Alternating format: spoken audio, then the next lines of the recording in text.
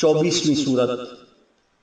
اللہ خود گواہ ہے کہ اس کے علاوہ کوئی معبود نہیں ہے، اور اس کے ملائکہ اور عدل کے ساتھ قیام کرنے والے اہل علم بھی اس کی توحید کے گواہ ہیں۔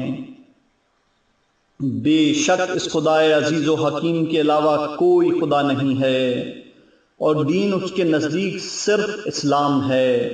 نیک کرداروں کو جنت کی بشارت دے دو، اور بد کرداروں کو ہلاکت اور خسارے کی خبر سنا دو۔ جو اللہ کو پہچان کر اس کی اطاعت کرے گا وہ جنت پائے گا، اور جو شیطان کو پہچان کر اس کی نافرمانی کرے گا وہ سلامت رہ جائے گا۔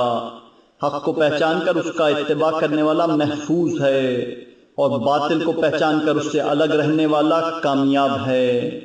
دنیا کو پہچان کر اسے ترک کر دینے والا چھٹکارا پا جائے گا، اور آخرت کو پہچان کر اس کا طلب کرنے والا مقصد تک پہنچ جائے گا۔ اللہ جس سے چاہتا ہے منزل تک پہنچا دیتا ہے، اور تم سب کو پلٹ کر اسی کی بارگاہ میں جانا ہے۔ فرزند آدم، جب خدا نے تیرے رزق کی ضمانت لے لی ہے تو اس قدر طویل اہتمام کیوں ہے؟ اور جب خرچ کی تلافی برحق ہے تو بخل کرنے کا سبب کیا ہے؟